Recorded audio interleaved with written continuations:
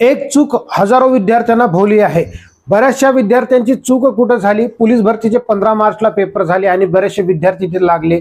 त्यांच्या अंगावर गुलाल पडलेला आहे, त्यांनी 90+ स्कोअर केलेला आहे. त्याचं कारण काय आहे आणि ज्या विद्यार्थ्यांना काहीच मार्क पडले नाही किंवा मग तुम्ही रिझल्ट पासून थोडेसे दूर गेलेले आहेत, तुमची काय गलती झाली हे संपूर्ण जाणून घेण्यासाठी आज आपण खूप महत्त्वपूर्ण टॉपिक घेऊन आलेलो, ते म्हणजे अंकगणित ट्रिक्स. ओके, अंकगणित मध्ये बरेचसे विद्यार्थी चुकलेले आहे, कारण ज्यांनीही 90+ स्कोअर केला असेल त्यांचे स्कोअर गणित आणि बुद्धिमत्तेमुळेच वाढलेले आहेत. त्यांनी अतिशय शॉर्ट ट्रिक्सनुसार आणि सिंपल पद्धतीनं कोणताही प्रेशर न घेता पेपर सोडवलेला आहे आणि त्यांनी 90+ स्कोअर केलेला आहे. मग तुमचाही इथं स्कोअर झाला पाहिजे यासाठी आपण खूप महत्त्वपूर्ण आणि खतरनाक प्रश्न घेऊन आलेलो आहोत. बेसिक टू ॲडव्हान्स संपूर्ण प्रश्न आपण पाहणार आहोत. विद्यार्थी इथंच फसलेले आहे, या विषयातच फसलेले आहे. बऱ्याचशा विद्यार्थ्यांना अंकगणित आणि बुद्धिमत्ता जमत नाही. तुम्हाला जमली पाहिजे आणि जमलीच नाही तर अतिशय कमी वेळामध्ये ते सोडवता आली पाहिजे, यासाठी तुम्हाला संपूर्ण व्हिडिओ बघायचा आहे. बघा, पोलीस, तलाठी, वनरक्षक, सरळ सेवा, टीईटी अशा कोणत्याही पदाकरता तुम्ही तयारी करत असाल तर तुमच्यासाठी खूप महत्त्वपूर्ण हा लेक्चर होणार आहे. संपूर्ण लेक्चर बघायचा आणि आपल्या मित्र परिवाराला ही लिंक शेअर करायची आहे. चला तर मग वेळ न वाया घालवता चालू करूया आपल्या सेशनला. पहिलाच प्रश्न तुमच्या स्क्रीनवर आहे. बोडोमॉसचा प्रश्न आहे. अगदी सोपा प्रश्न आहे. सोप्या प्रश्नामध्येही घाई गडबडीमध्ये आपण मिस्टेक करतो, परंतु आपल्याला सोडवता आलं पाहिजे. बघा, 84 + 48 / 12 वजा 6 × 3. सर्वप्रथम प्लस मायनस पासून तुम्ही असे कंस पाडले तरी चालत होते, म्हणजे चुकत नाही. ओके, चुकत नाही असे कंस पाडून घ्यायचे. मग हे पहिला कंस हा सोडवा. पहिले भागाकार सोडवतो. 12 × 12, 12 × 18, याचं उत्तर 4 आलं. हे 84 इकडचे ॲज इट इज, कारण आणि इकडं घ्या, हे वजाबाकी चिन्ह आहे. 6 × 18. ओके, आता याची बेरीज किती येते तर 88 येते. 88 - 18 करा, 70 आपल्या प्रश्नाचं उत्तर असेल. एकदम सोप्या पद्धतीनं 2 सेकंदात या प्रश्नाला तुम्ही सोडू शकले असते. ओके, मग या प्रश्नाचं उत्तर आहे ऑप्शन क्रमांक 2. समोर जाऊया. समोरचा प्रश्न बघा काय म्हटलेला आहे. दुसऱ्या क्रमांकाचा प्रश्न. हा जे प्रश्न आहे, हा प्रश्न आहे समचलन व्यस्तचलन. यामध्ये प्रमाण, गुणोत्तर प्रमाणामध्ये हे येते आणि प्रमाण पद ओळखा अशा पद्धतीचे प्रश्न राहतात. मग बघा, 12, x आणि 27 हे दिले आणि x ची किंमत आपल्याला काढायची आहे. तर मग इथं पहिली संख्या छेदात दुसरी संख्या राहते, प्रमाणात आहे म्हणून इथं बरोबर करायचं. परत दुसरी संख्या छेदात तिसरी संख्या, म्हणजे अशा 4 संख्या राहत असते. मग आता काय करायचं, इथून तिरपा गुणाकार करायचा. इकडे येईल x वर्ग इकडे येईल. आता काय येणार, 12 × 27. जर इथंच गुणाकार करत बसायचा, 12 × 7 = 84, 4 × 8, 12 × 2 = 24 आणि 8 = 32 हे झाले 324. हे x वर्ग आहे, म्हणजे x ची किंमत किती असेल, याचा वर्गमूळ 18 येते. 18 आपल्या प्रश्नाचं उत्तर असेल, म्हणजे x ची किंमत किती आहे 18. ऑप्शन क्रमांक 3 आपल्या प्रश्नाचं उत्तर आहे. समोर जाऊया विद्यार्थी मित्रांनो. समोरचा प्रश्न बघा, हाही प्रश्न सरासरीवर विचारलेला आहे, कारण सरासरीवर बरेचसे प्रश्न विचारले होते, तुम्हाला ते आले पाहिजे. बघा, तिसऱ्या क्रमांकाचा प्रश्न काय, 40, 80, 60 ह्या आणि m या संख्यांची सरासरी 60 आहे आणि m ची किंमत काढायला सांगितली. मग सरासरी गुणिला 4 करा, म्हणजेच 4 गुणिला सरासरी केला आपण 60, तर यांची बेरीज भेटते आपल्याला. किती झाली तर 6 × 24 240 ही त्यांची टोटल बेरीज झाली. आता या तिघांची बेरीज किती होते तर 100 180 होतात. 180 याच्यातून वजा करायचे होते आपल्याला फक्त 0. 4 मधून 8 जात नाही, 14 तून 8 गेले, 6 राहिले, ह्याच्या वापस, म्हणजे 60 आपल्या प्रश्नाचं उत्तर येईल. अशा पद्धतीनं या प्रश्नाला सहज सोडवता आला असतं. 1-2 सेकंदाचेच प्रश्न होते. पहिले बेसिक प्रश्न पाहू, नंतर नेक्स्ट लेवलचे प्रश्न पाहूया. मग बघा, हा काळकाम वेगवरचा चौथा प्रश्न काय म्हटलेला, एक काम 12 माणसे 20 दिवसात करतात, तेच काम करण्यासाठी 15 माणसांना किती दिवस लागेल. काहीही अवघड नव्हतं. तर हे 12 × 20 करायचं होतं, छेदात 15 करणार. ओके, मग बघा, याला भाग द्या. 5 न भाग जाते, 5 × 3 = 15, 5 × 4 = 20, 3 × 1 = 3, 3 × 4 = 12, 4 × 4 = 16 दिवस लागतील. अशा पद्धतीने या प्रश्नाचं उत्तर ऑप्शन क्रमांक 4. ओके, 16 दिवस लागतील. सोपे सोपे प्रश्न आहेत आणि तुम्हाला सोडवता आले पाहिजे.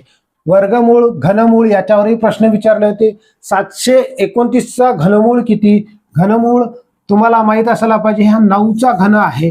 9चा घन आहे म्हणून या प्रश्नाचं उत्तर तुम्ही एका सेकंदात सांगू शकले असते. ओके, समोर जाऊया. समोरचा प्रश्न पहा काय म्हटलेला आहे. आता हा रेल्वेवरील उदाहरण आहे, तुम्हाला सोडवता येते. रेल्वेवरील प्रत्येक वेळेस प्रश्न विचारलेले आहेत. ताशी 54 किलोमीटर वेगाने जाणारी 450 मीटर लांबीच्या आगगाडीस एक विजेचा खांब ओलांडण्यास किती वेळ लागेल, किती वेळ लागेल अशा पद्धतीचा प्रश्न विचारलेला आहे. तर काय करणार तू, 450 मीटर लांबीची रेल्वे आहे. ओके, तर हे 54 सेकंद त्याच्या छेदात घ्यायचे आपल्याला, गुणीला 18/5 करा. 18/5 न गुणा नेहमी. ओके, तर आता भाग द्या. 18 × 18, 18 त्रिक 54. तर इथं भागलं 5 × 5, 5 9 45. हा शून्य कट करा, इथं लिहा. म्हणजेच 90/3 आलं. 3 × 3, 3 त्रिक 9. हा शून्य कट करा, इथं लिहा. फक्त उरली किती, 30. म्हणजे 30 सेकंद लागतील. तर ऑप्शन क्रमांक बी हे आपल्या प्रश्नाचं उत्तर आहे. म्हणजे ऑप्शन क्रमांक 2 हे आपल्या प्रश्नाचं उत्तर आहे. समोर जाऊया. समोरचा प्रश्न बघा काय म्हटलेला आहे.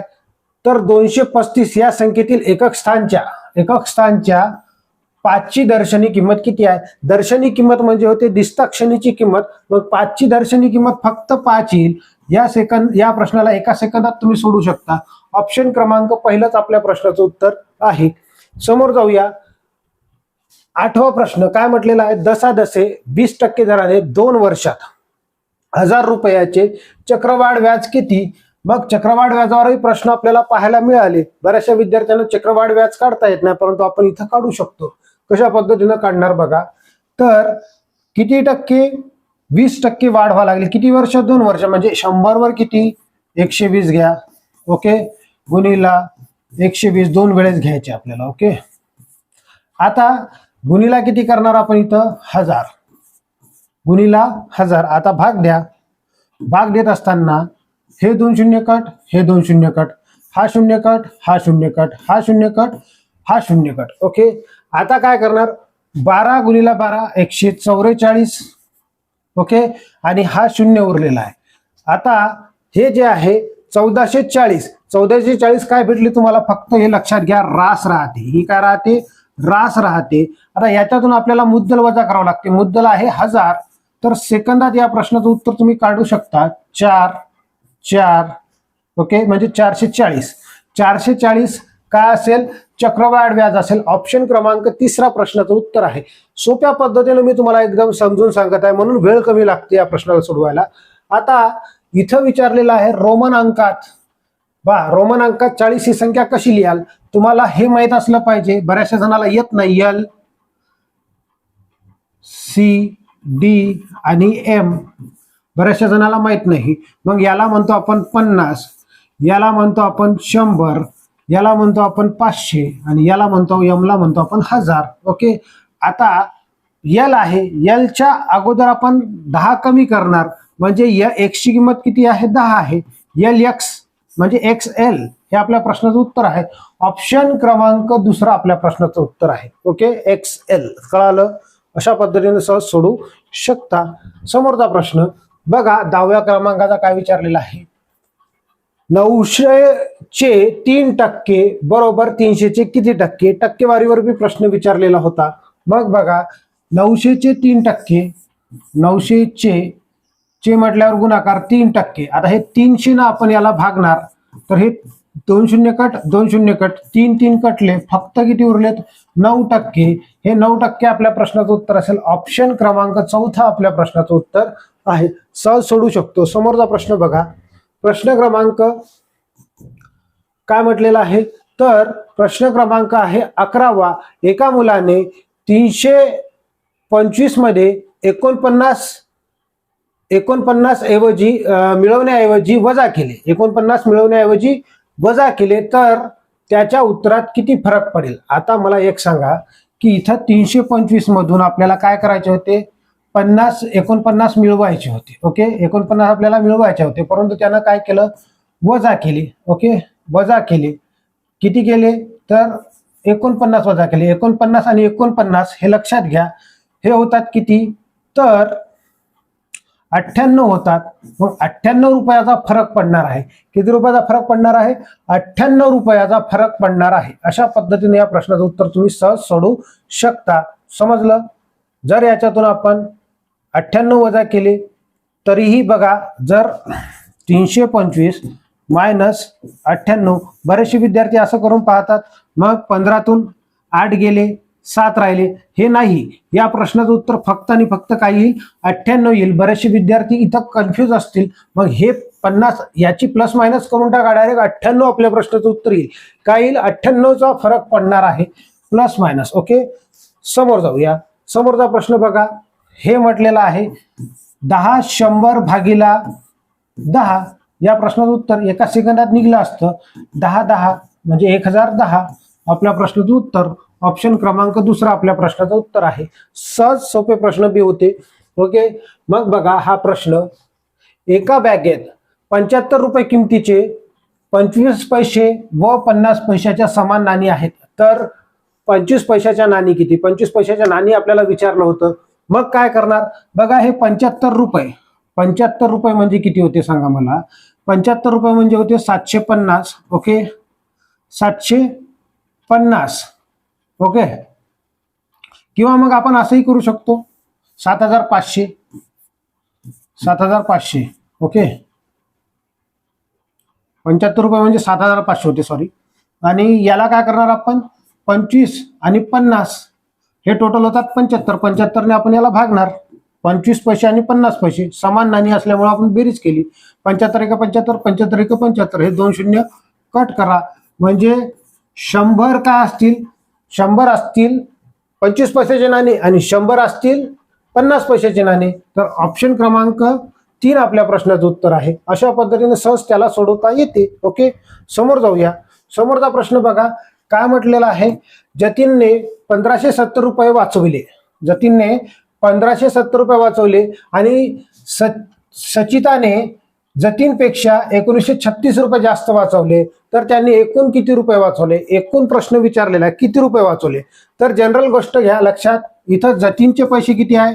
जतीनचे पैसे आहेत 1570. ओके, आणि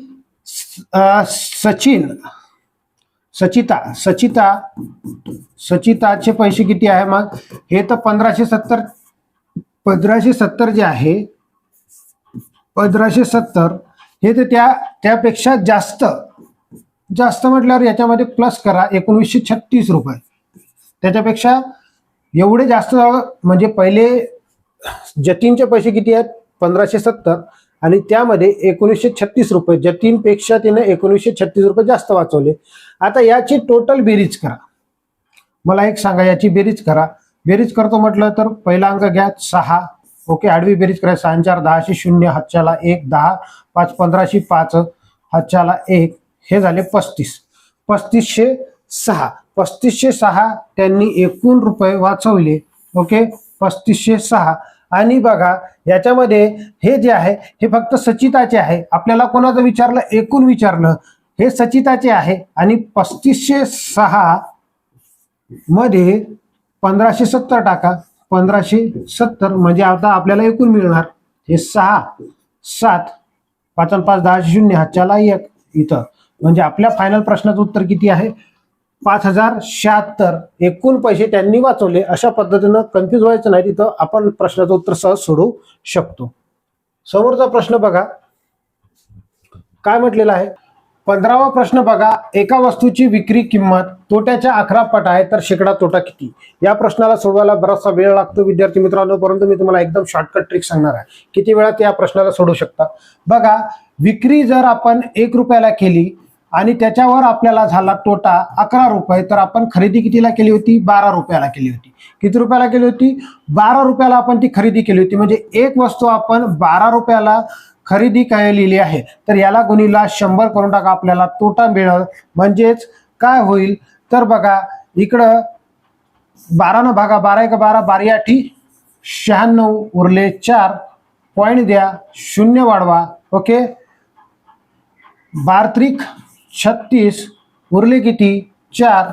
12 त्रिक 36, 8.33 आपल्याला काय होईल? तर तोटा होईल. ऑप्शन क्रमांक ए हे आपल्या प्रश्नाचं उत्तर आहे. अशा पद्धतीने आपण 15 प्रश्न पाहिलेले आहेत. खूप महत्त्वपूर्ण प्रश्न होते. हा व्हिडिओ तुम्हाला आवडला असेल तर व्हिडिओला लाईक करा. चॅनलवर नवीन आले असाल चॅनलला सबस्क्राईब करा. भेटूया आपण समोरच्या व्हिडिओमध्ये. धन्यवाद.